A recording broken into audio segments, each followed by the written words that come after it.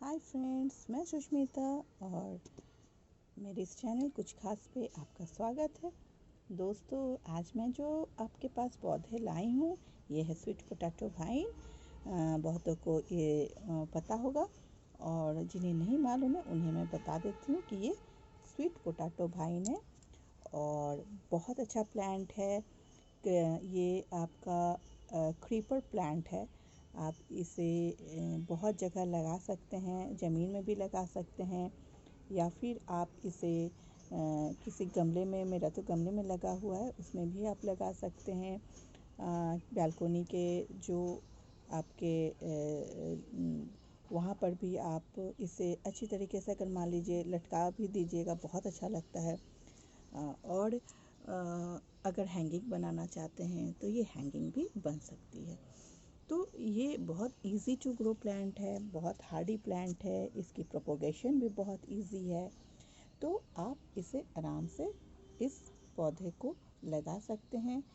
और चलिए, इसके बहुत सारे कलर होते हैं दोस्तों, तो कुछ तो है मेरे पास जो मैं आपको दिखा सकती हूँ। चलिए वो भी दिखा देती हूँ।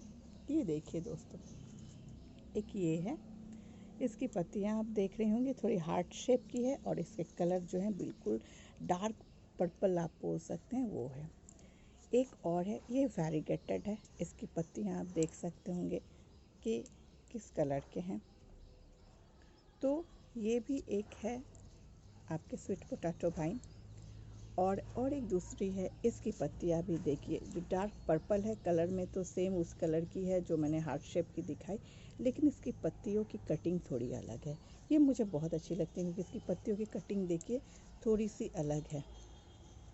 तो और ये देखिए निकलती है ऐसे ग्रीन निकलती है और धीरे धीरे ये पर्पल होती जाती है। तो ये पौधा मुझे बहुत अच्छा लगता है क्योंकि इसमें आपको ख़ास मेहनत भी नहीं करनी पड़ती है, खाद वगैरह भी बहुत ज़्यादा नहीं देनी पड़ती है और ये आराम से लग जाती है। तो दोस्तों, अगर इसके बारे में आज हम लोग बात कर रहे हैं तो सबसे पहले तो इसकी मिट्टी कैसे लीजिएगा। इसकी मिट्टी एकदम बिल्कुल वेल ड्रेन सॉइल आपको लेना है क्योंकि इसके पानी का ठहराव इसे एकदम बिल्कुल पसंद नहीं है।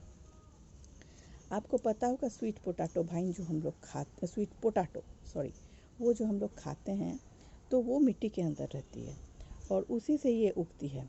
तो हम लोग जो स्वीट पोटैटो खाते हैं दोस्तों, उसकी ये पत्तियां नहीं है, लेकिन और इसकी भी कहते हैं कि स्वीट पोटैटो इसकी भी निकलती है। अगर आप मान लीजिए किसी ऐसे लंबे से चौड़े जगह पे लगा दे तो ये नीचे दबते जाएगी।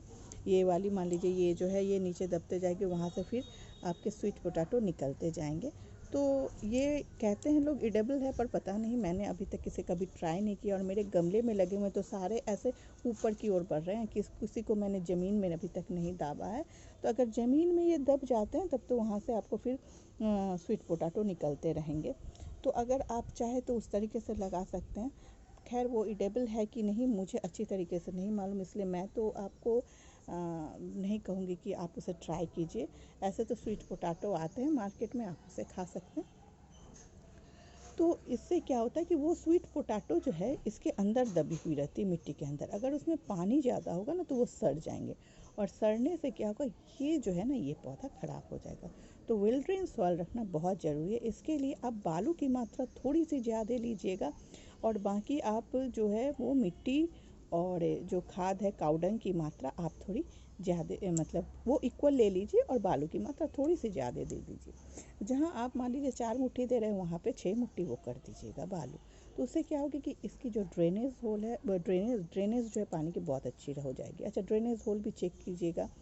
गमले पहले आपने मिट्टी डाल दिया और मिट्टी डालने के बाद पहले पानी डाल के देखिए कि अच्छी तरीके से पानी निकल रही है कि नहीं, उसके बाद ही इसे लगाएं। इसे तो दोस्तों लगाना भी बहुत इजी है। या फिर उसके ये तो मैंने लाए थे 50 रुपीज़ में ईच मैंने लाए हैं नर्सरी से, क्योंकि ऐसे कलर्ड वाले तो मुझे नर्सरी में ही मिल सकते थे। उसके जो पोटैटो जो है स्वीट पोटैटो, वो मुझे तो कहीं पता नहीं मिलते हैं कि नहीं, लेकिन मुझे पौधे मिले थे, मैंने पौधे लाए थे। तो अगर आपके पास वो कंद अगर रह जाए तो आप उससे भी लगा सकते हो शकरकंद को। अगर मान लीजिए कि आपके पास ऐसे कहीं पे मिल जाए तो आप ले आइए, नहीं तो इसकी ये जो देख रहे हैं ना, यहाँ से आप मान लीजिए इसको तोड़ दीजिए तो देखिए यहाँ पे छोटे आपको स्पॉट दिखेंगे। एक मिनट दोस्तों, मैंने थोड़ी धूप में बना रही हूँ ना, तो लाइट थोड़ी जो कम, मतलब इसकी जो है ना थोड़ी काली पड़ जा रही है। ये देख रहे होंगे सब वाइट वाइट दिख रहे हैं। तो यहाँ से क्या हो जाएगा, यहाँ से इस जगह से आप तोड़ के इसे लगाइए तो इस जॉइंट से क्या होगा ना, यहाँ से जो है दिख रहा है दोस्तों, हाँ, इस जॉइंट से क्या होगा, आपके यहाँ से रूट निकल जाएंगे। तो आप इसे इस तरीके से भी प्रोपोगेट कर सकते हैं, यहाँ से तोड़कर भी लगा सकते हैं। देखिए हर एक पत्तियों के नीचे से ना वो ये वाइट वाइट निकल रही है, ये देखिए, पता नहीं मैं दिखा पा रही हूँ कि नहीं। हाँ ये देखिए, शायद दिख रहा होगा आपको, हाँ दिख रहा है, ये देखिए वाइट वाइट यहाँ से भी निकली। तो हर इससे निकलते रहती है। अगर आप चाहे तो इसे ऐसे भी लगा सकते हैं इसे। और अगर आप मान लीजिए किसी मिट्टी में इसे दबा दें इस तरीके से, तो यहाँ से ही वो जो शकरकंद है, जो स्वीट पोटैटो है, वो आपकी मिट्टी में धीरे धीरे वो डेवलप कर जाएगी अंदर ही अंदर। और मान लीजिए ये तो है ना, ये ठंडे के मौसम में डॉर्मेसी पोजीशन में चला जाता है। तो बहुत जगह, जैसे हमारे यहाँ नहीं होता है दोस्तों, हमारे यहाँ थोड़ी ठंड कम पड़ती है। तो ठंड कम पड़ने के कारण यहाँ पर ये रह जाती है ठंडे के मौसम में थोड़ी सी, अगर इसे सेट के नीचे रख दिया जाए, हाँ, तो ये रह जाती है। मान लीजिए बहुत सारे पेड़ों के बीच में मैंने इस झुरमुट में उसे घुसा दिया तो ये आराम से रह जाती है। और मैंने ठंड के मौसम में ही इसे खरीद कर लाया था, तब बहुत छोटे छोटे से थे और थोड़े से डॉर्मेसी पोजीशन में थे, लेकिन गर्मी आते ही इसके पत्तियाँ बहुत अच्छी तरीके से उगाए हैं। तो अगर मान लीजिए इसके वो जो मैंने कहा वो स्वीट पोटैटो वो अंदर मिट्टी के अंदर दब गई है, तो उससे क्या होगा कि वो उसे आप छोड़ दीजिए। अगर मान लीजिए आपके ठंड के मौसम में ये अगर पूरी डॉर्मेसी में पूरी ख़त्म हो जाती है, दिखती ही नहीं है आपको, मतलब डरने की बात नहीं कि वो जो स्वीट पोटैटो आपकी मिट्टी में दबी है वहीं से देखिएगा फिर पौधे निकल आएंगे। जैसे जैसे गर्मी आनी शुरू होगी वहाँ से पौधे निकल के आ जाएंगे। तो आप इस तरीके से भी उसकी प्रोपगेशन कर सकते हैं। अब तो इसमें रहा, हाँ, इसमें थोड़ी सी जो मान लीजिए कीट पतंग वगैरह लगने के चांसेस रहते हैं, पत्तियों की है ये, तो इसमें क्या करना है, आपको नीम ऑयल का स्प्रे करना है। 1 लीटर पानी में 1 चम्मच नीम ऑयल घोलकर, जैसे आप दूसरे पौधों को देते हैं इसे भी अच्छी तरीके से नहला दीजिए, तो ये बहुत अच्छी चल जाएगी। अच्छा ये हो गई इसकी। अच्छा इसमें खाद की बात बोल देती हूँ मैं। तो खाद जो है दोस्तों, आप इसमें सबसे अच्छी खाद इसके लिए रहेगी, आपने जो काऊ डंग होती है वो देना। आप काऊ डंग देंगे ना दोस्तों, तो काऊ डंग में नाइट्रोजन बहुत ज़्यादा होता है। तो उससे क्या होगा कि ये जो पत्तियों वाली है ना, इसकी तो खूबसूरती इसकी पत्ती है, आपको तो स्वीट पोटैटो लेनी नहीं है, आपको इससे, आपको तो इन पत्तियों की खूबसूरती लेनी है। तो उससे क्या करना है आपको कि इस सबसे अच्छी बात है आपको कि ये इसे आप जो काऊ डंग है वो दिया कीजिए। तो काऊ डंग से होगा क्या, ये से नाइट्रोजन मिलती रहेगी और इसकी पत्तियाँ बहुत ज़्यादा अच्छी हो जाएगी। ये आप देख रहे होंगे मेरी कितनी बड़ी बेल बन चुकी है। तो और अगर आपके पास मान लीजिए काऊ डंग नहीं है तो आप जो लिक्विड फर्टिलाइज़र है वो दे सकते हैं, लेकिन बेस्ट इसके लिए जो है ना वो काऊ डंग है। ये देखिए ये प्लांट बहुत, मेरे दोनों सारे प्लांट बहुत हेल्दी हैं। और इसे जो मैंने लगाया है इस तरीके से, ये देखिए एक ताड़ की गोल सी मैंने ली हुई है। ये तो मेरे हस्बैंड ही बना दिए हैं, वो ये सब बनाते रहते हैं दोस्तों, हाँ वो मैंने बोलने से बना देते हैं। तो इसे मैंने तार के ऐसे एक, मैं कैसे बताऊँ आपको, ये नीचे की तरफ आप पहले देखिए, ये जो आपको दिख रहा है ना, ये एल्युमिनियम चैनल की तरह है। 4 चैनल नीचे से लगा हुआ है जो मिट्टी में लगे हुए हैं, और उसके ऊपर से ऐसे प्लस करके इसको बांध दिया गया है उसके साथ। ये देखिए प्लस करके ये इसके साथ यहाँ पे ये देखिए बांधा हुआ है, और उसके बाद से ऊपर से जो है ये गोल गोल ऐसे तार बांध दिए हैं, ताकि जितने भी नीचे की तरफ बेल आती है मैं उसे ऊपर ऐसे उठा देती हूँ और ये पूरे भर जाते हैं, अच्छे लगते हैं देखने में। ये देखिए मैंने दिखाया आपको, ये नीचे की तरफ ये देखिए तार दिख रहे होंगे, आपको दिख रहे होंगे तार। तो इसके ऊपर से मैंने ये बेल चढ़ा देती हूँ। तो उससे क्या होता है ना कि पूरे भरे हुए लगते हैं और बहुत अच्छे लगते हैं। तो इस तरीके से भी आप बना सकते हैं। अगर नहीं तो आप ऐसे ही लगा दें और उसे बालकनी वगैरह में कहीं से आप थोड़ी सी लटका दें, वो भी बहुत अच्छी लगती है। वो नीचे की तरफ झुकती जाएगी, अच्छी लगेगी। नहीं तो आप अपने फील्ड में भी लगा सकते हैं, तो कलर भी इसकी इतनी अच्छी रहती है कि बहुत अच्छा लगता है। कोई कोई तो करते क्या है कि इसे ऐसे नीचे की तरफ लगा दिए और ऊपर की तरफ बड़े से पौधे लगा हुआ एक ही गमले में, तो वो भी बहुत अच्छी लगती है। अच्छा, ये तो आपको अपने इच्छा के अनुसार है, आपकी पर्सनल चॉइस है, आप इसको कैसे लगाएंगे। मुझे जितना आता था मैंने बता दिया। तो अब ये आप अपने कैसे लगाइएगा, ये आपकी सोच है। तो ये तो हो गई। और दूसरी बात है, इसमें पानी जो है दोस्तों, जब तक इसकी ऊपर की मिट्टी नहीं सूखेगी आप पानी नहीं दीजिएगा, क्योंकि ऊपर की मिट्टी अगर भीनी रहती है, ऊपर से आप पानी देते हैं तो फिर ये ख़राब होने की चांसेस है।